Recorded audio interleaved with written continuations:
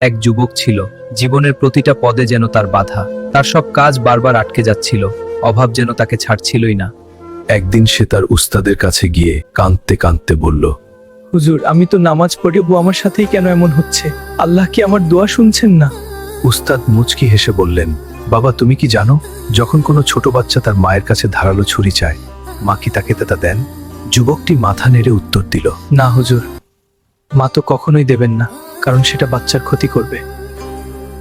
উস্তাদ ধীর কণ্ঠে বুঝিয়ে বললেন, ঠিক তেমনি আমরা আল্লাহর কাছে অনেক কিছু চাই, যা হয়তো আমাদের জন্য বিষের মতো ক্ষতিকর।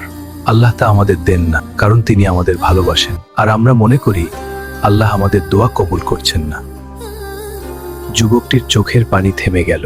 সে বুঝতে পারল, যা সে পায়নি তা হয়তো তার জন্য কল্যাণকর ছিল না। সে আলহামদুলিল্লাহ বলে মুচকি হাসল। তুমি কি কখনো এমন ভেবেছ, তোমার না পাওয়া জিনিসটাই হয়তো তোমার জন্য রহমত?